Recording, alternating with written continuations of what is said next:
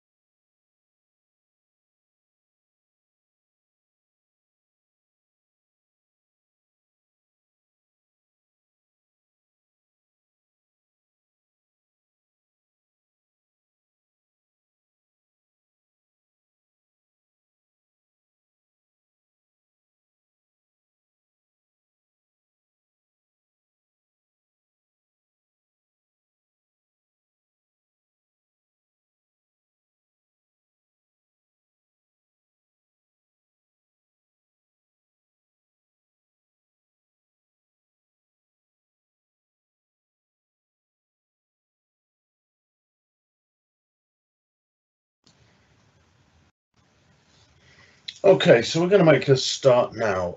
So once again, thank you for joining us this morning. My name is Mike Pencavel. I'm Channel Account Manager at WatchGuard Technologies. I have been in the IT industry longer than I wish to remember, and an IT security professional for about 15 years now, having joined WatchGuard 5 years ago and worked with many other vendors over the years.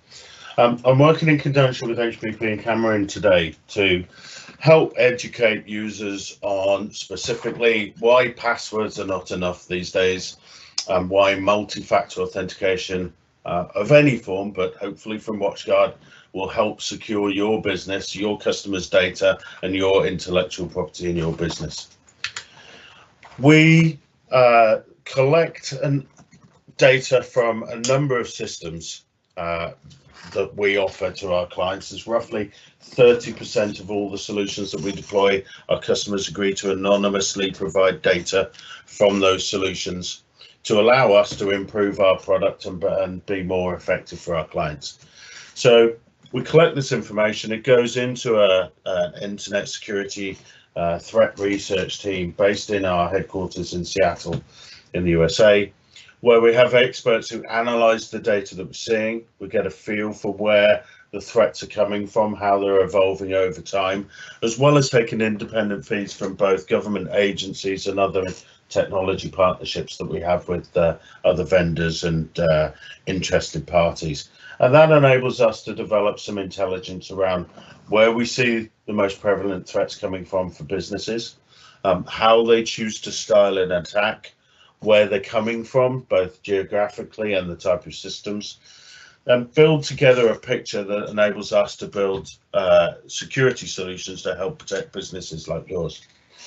Now, we produce an internet security report roughly once every quarter, once every 3 months, and there are a few statistics that I like to highlight to my clients as we go through this, to give you a feel for where we see these things coming from. So, as I've seen this evolve over the past 2 or 3 years, I personally thought all the threats were going to, launch out of clients that we would see on the world map from the far right and land on the far left. So launch in what we call APAC on the far east, and nations over there, and land mostly in the Americas. But as time's developed, we've seen it move around the world as various opportunities become available, whether it be a piece of industry news, whether a business being at threat, perhaps going under, or a bank having some kind of breach, and then everybody jumps on the news with that to stylize an attack to try and exploit users who are perhaps not as educated as they could be. And it's users that are being focused rather than businesses. The users need to be educated in what the threats are that are out there, whilst putting appropriate measures around there to protect them. And it's those users that end up, unfortunately, providing perhaps access to system through providing credentials or information that they shouldn't. because we're all getting better and better, and vendors are getting better at building security solutions to wrap around them. So at the moment, we're seeing that the number one security threat, I think everybody knows this, is phishing campaigns. So phishing, I hope you're familiar with the term. It's been all over the BBC News and everywhere else. But it's those targeted emails that we see that are sent to individuals or across the business that read like something is you need to change password, you need to update your system, there's some money owing to you, the camera that you were having delivered tomorrow, please click on this link to see where it is so you can track the delivery. And we all know, hopefully we all know, and your users know, that you need to be very cautious when you click on any of those links that appear in those emails that you weren't expecting. And they're becoming much, much more sophisticated, to the point now where what we've seen is the cyber insurance industry have named phishing, and specifically what we call spear phishing, which I'll talk about in a moment, as the #1 cause for cybersecurity claims and insurance policies. So this is by far the most prevalent threat that's out there. And if you're going to protect your business, if you're going to take that next step in security, this is the one everybody is going to tell you that you should address first for the maximum amount of benefit for the money that with which you spend. So spear phishing, I mentioned. Spear phishing is when we target an individual in an organization, and generally that's quite a senior individual. The way we're seeing this work these days is, unfortunately, whether you like it or not, we all share information on social media, whether it be a business tool such as LinkedIn, or whether it be something more sociable with your friends and family like Instagram or Facebook. But as we share information about where we're going on holiday, what we saw last night, what gig we're attending, this enables those who choose to target them to gather a profile of an individual. And what's been happening, and we've seen this happen more often than the blanket emails that are being sent out, is individual target users are being targeted, where they're using intelligence have gathered from social media to do something like this. And I'm sure that there are people sitting listening to this that have either heard it or experienced it personally. And that is, such as the case in Glasgow that's going on at the moment. This is a legal case where a media firm, the CEO, the chairperson of that media firm, was on holiday in Europe, and the chief finance officer, the person in accounts, received an email that appeared to be from the CEO, mentioning that they should have paid a bill, and if they don't, that the deliverables aren't going to be with them on time, they'll fail a client. They're very sorry to put the pressure on them. They're on holiday right now, but here's the details. Could they please make a payment, £20,000 to this person, so that they satisfy the needs of their customer and deliver against the project? Of course, that was not a legitimate email. It looked like it. The email header had all the right information. It used the right language, because the people who targeted that individual had done their research around social media. We believe even got into the middle of their Office 365 account to identify the style in which that we're writing, and take extracts from previous emails that have been written by the CEO to make the feel of that email use the words that that user would have expected from their boss. And unfortunately, over the course of approximately 5 days, very nearly £200,000 was extracted from that organisation, starting with that original email. Now, to give you an idea of the risk associated with that, it's not just a financial loss anymore. That case has actually gone to court now, and the employer is suing the employee for the money that they haven't recovered.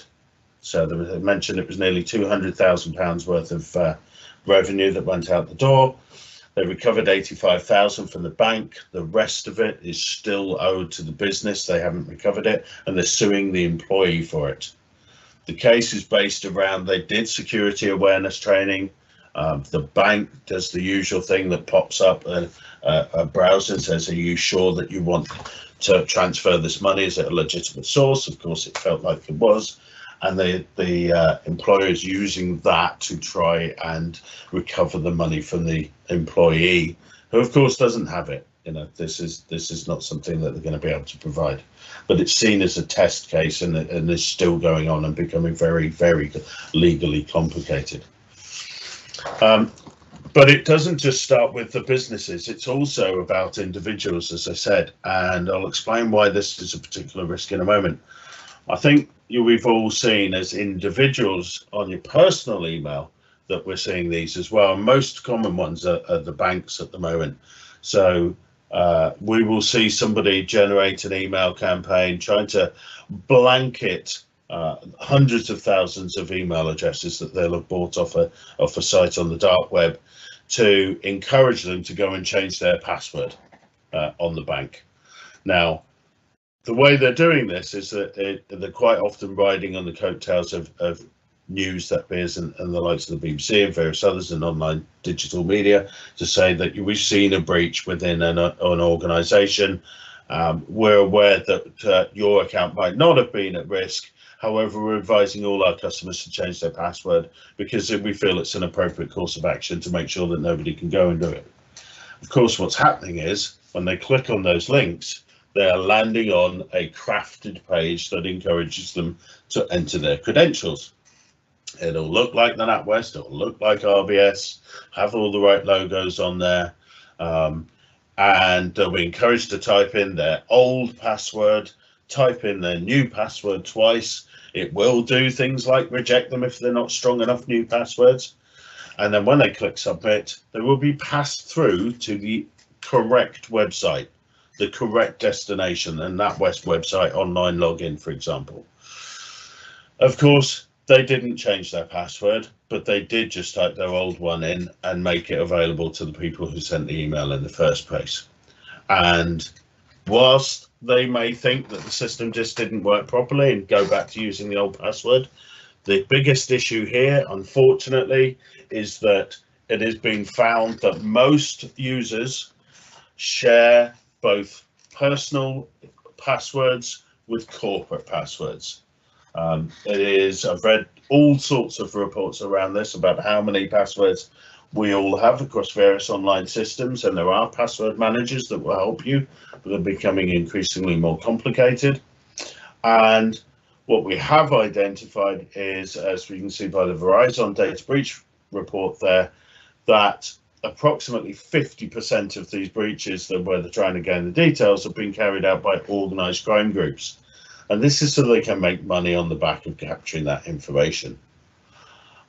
What's worse is that LastPass, one of the more well-known password managers, also, when conducting a survey of their users, identified that on average users share at least 6 passwords with somebody else during the course of the year, whether it be a personal password or a corporate password. So we need to find ways of making sure that these vulnerabilities that users quite understandably are making are addressed. Now, as I've already mentioned, the #1 action of trying to breach an organization these days is not to get straight in there and steal credit card information. It's not to get in there and steal intellectual property straight away. It's to get in there and steal credentials. And we've talked about this before. If I can steal the credentials, the username and password of somebody with elevated status, a privileged user like a system administrator, then I refer to it as the keys to the kingdom. Because if you can get hold of a system administrator password, you have the ability to go and change the credentials, the login information, backdoor access to the network, anywhere you want within an organization.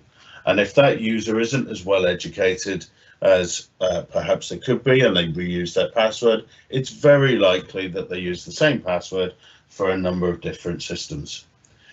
The report I saw last year that came out in one of the digital magazines is that in a lifetime of a modern IT user, we have probably at some point created somewhere in the region of 90 online passwords.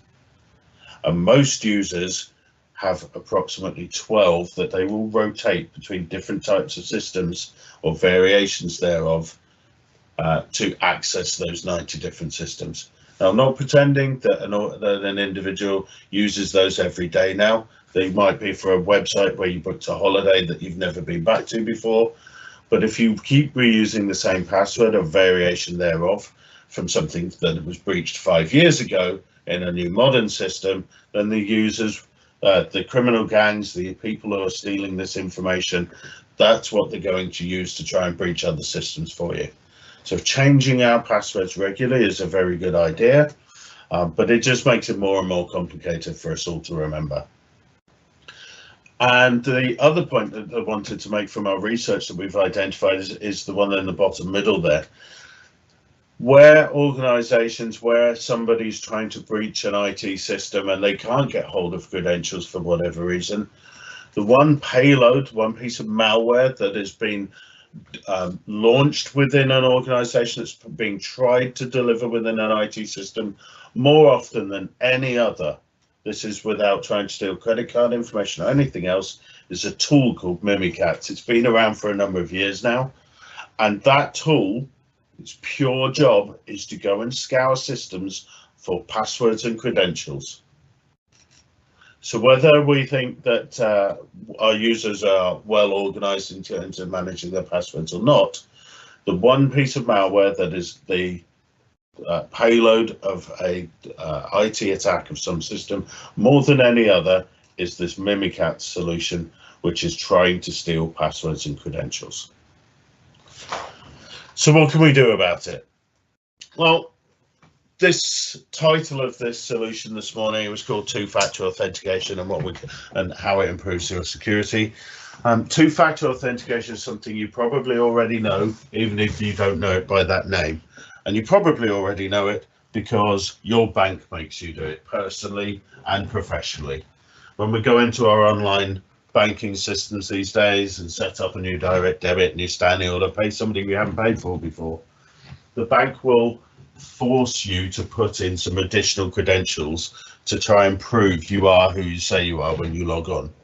That might be an SMS, it might be a text that you receive with a 6-digit code, it might be something off a card. In my case, I have to put my card into a card reader and type a code and get a new code back. Different banking systems use different ways of doing this, and that is called two-factor, two types of identification. However, unfortunately, and specifically texting is something that has been seen to be breached many times more recently, and the ability to be able to get in the middle of somebody's text messages and read those codes and perhaps even generate false ones is really very easy technology wise. So what we're trying to do now is use the advantage of new smartphones and other technologies to deliver something called multi-factor authentication. A multi-factor authentication is using a number of systems. In the case of WatchGuard and our solution called OrthPoint, it's an app that sits on your phone, just like all the other apps that sit on your phone. You can use a token if your users won't allow us to deploy an app on the phone where you can enter a one-time only password, but the most secure way of doing it is doing it through an app on the phone. And the reason for that these days is because our new smartphones that we all use, they already use some kind of biometric to enable you to get into the phone in the first place, whether it be your thumbprint, your eye, or whether you're putting a swipe code in. There's something you must do before you can even get into the phone itself. Once you're in there, then you can launch the app, and there are a number of things that you can do. So you can use some kind of access, your fingerprint, for example, to get into the phone, launch the app, and you can have the token also request something like a PIN to be able to get passphrase. But the most secure and easiest user experience for using multi-factor authentication is a solution called push authentication. And the user experience is something like this. You sit down at your PC at home, you need to connect to a corporate solution, you type in your usual username and password, and your phone pops up with a message, just like the other apps that you see, and says, are you trying to log in using these credentials from this location and this application, yes or no? And you can either hit the approve or deny message.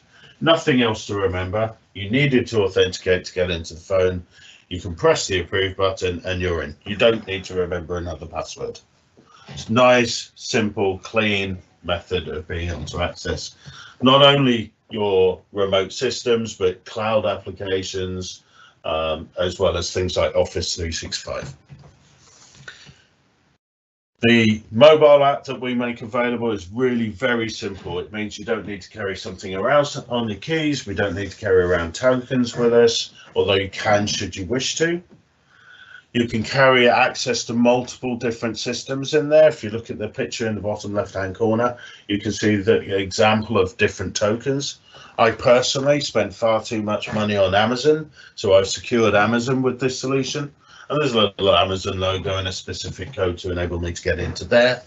Equally, I'm required to use this app to be able to get into my corporate solutions that we use internally within WatchGuard to be able to do things like my expenses and access my email and various other solutions. You can personalize this. It's sent out through email and very simple to deploy. As I mentioned, we have different types of authentication. Push-based is by far the simplest way with which to be able to do this. Simple pop-up message saying, are you trying to log in or aren't you? Of course, hitting that deny button will alert the system that perhaps somebody's trying to get in that shouldn't, which gives you an opportunity to identify a potential breach.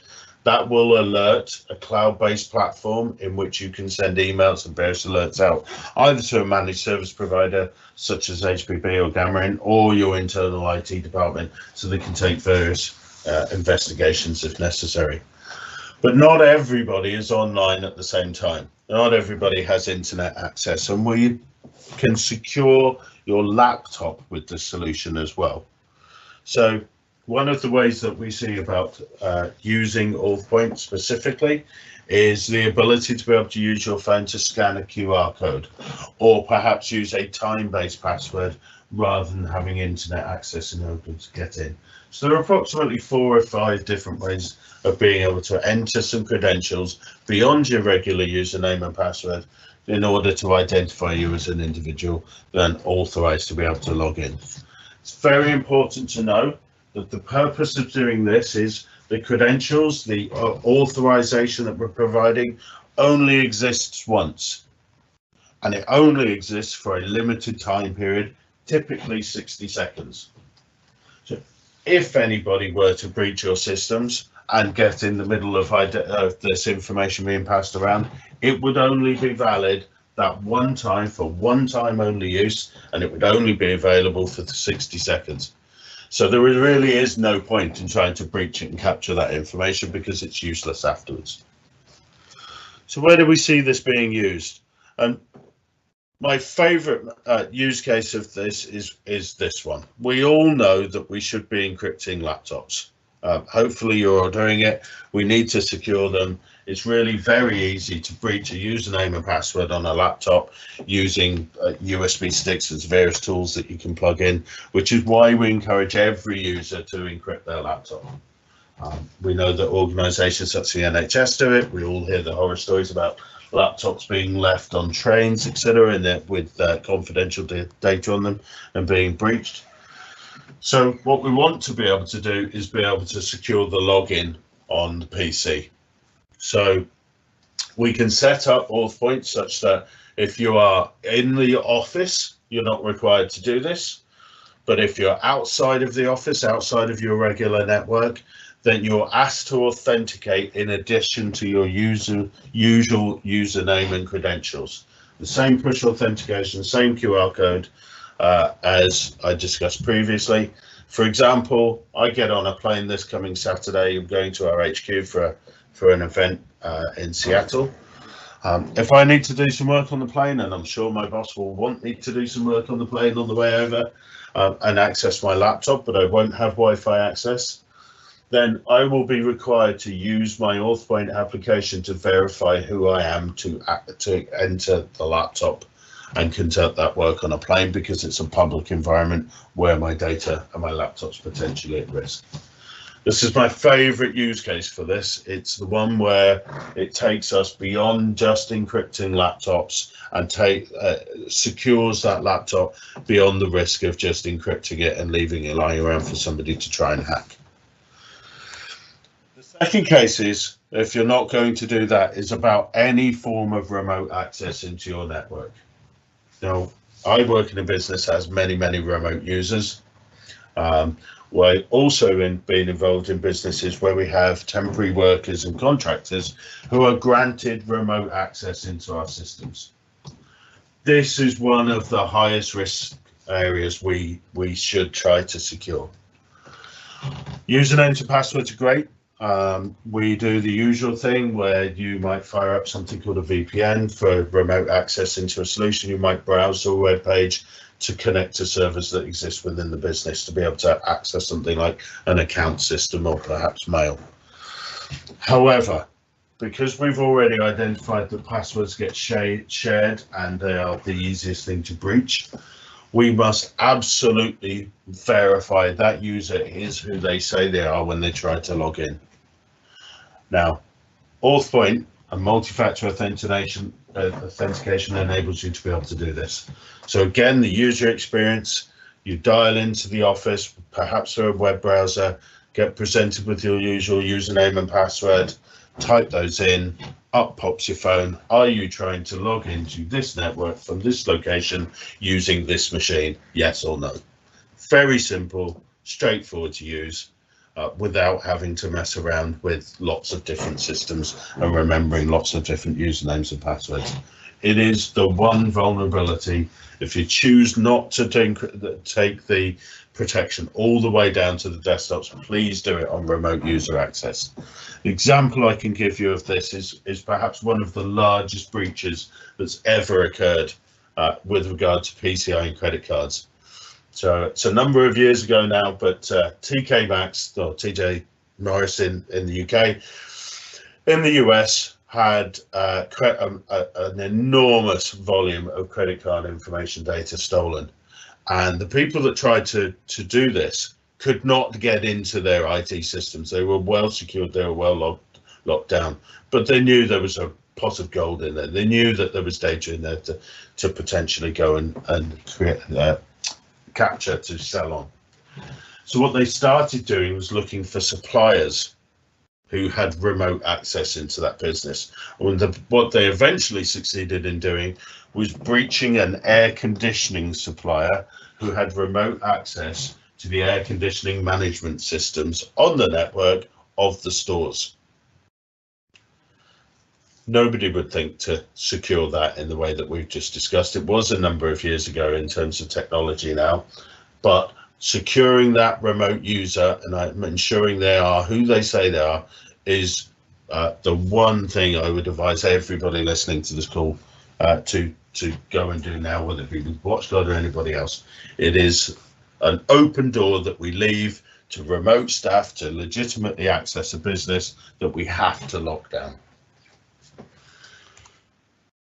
The next use case is around cloud applications. So as we're seeing more and more systems start to evolve into cloud environments, we, within WatchGuard ourselves, we use Salesforce, our expenses systems online, our HR systems, a cloud system, our remote access. We are a Office 365 user. We use the full suite of Office 365 to be able to communicate with each other and work together. And they're all cloud-based systems that you're expected to remember usernames and passwords for. OrthPoint has an excellent tool built into it to try and simplify that and keep it secure. It's called an ID portal, and it works like this. You go to a cloud address, such as the one shown on the screen here, orthpoint.watchguard.com/your company name. When you get there, you type in your usual username and password. You will be asked to authenticate using the OrthPoint app. Hopefully that will be a push. Are you trying to log in? Yes or no? And once you're in, you're presented with icons that represent the resources or cloud services that you would like to get access to. You click on the one you want, and you have a single sign-on experience. It will pass on the credentials saying, I know this user is a valid, authorized user to access the system, and they're not required to log in again, and simply passes you through to the destination for you need to be able to work. This means a user doesn't need to remember multiple passwords for multiple different systems, and by chance use the same password for lots of different systems have one breached, exposing the credentials for every system that they use.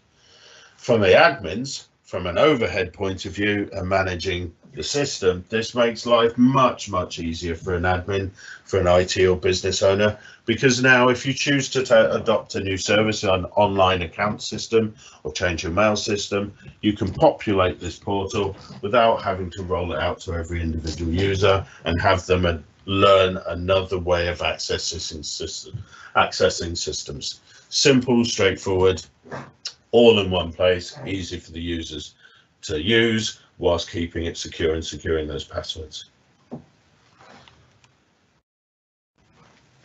So OrthPoint is a little bit different to some of the other solutions that are out there. It is cloud-based, which makes it very easy to deploy, very fast to deploy, because we don't need to install new software in different systems. It does sit in an enterprise-grade secure environment that is cloud-hosted, and it scales enormously. We put it in an environment where the provider that you'll all be aware of that scales as it grows without you having to spend more money putting a bigger server in or putting more resources behind it. It is very straightforward for the end users. It is an app. They should be familiar with how apps work, and the push authentication that I keep referring to could not be simpler for allowing users to access systems. There are flexible options and flexible payment models in order to be able to do this as well. So you can flex up and down the amount of users that have access to OrthPoint at any given time. Little trick here, if you want to, if somebody leaves the business, one of the fastest ways of locking down their access is simply to turn off their authentication through OrthPoint. Once you do that, it won't be able to go and verify they are who they say they are. But you can choose whether to use mobile authentication tools such as an app, or there are a range of hardware tokens that we make available as well that can attach to the keys and carry around in the car as and when necessary. There's very little in order to be able to invest in an IT team or infrastructure. There's nothing to deliver within your environment to allow this to be able to deploy and secure your business. And we call this the ecosystem. We have a huge amount of applications that we have integration with to enable us to go and secure them for your business. This system launched approximately 12 months ago. It was actually some technology that we took from a banking solution to be able to secure your business. The usual award-winning logos on the right-hand side that all vendors produce. It is very straightforward. It is a cheap entry point.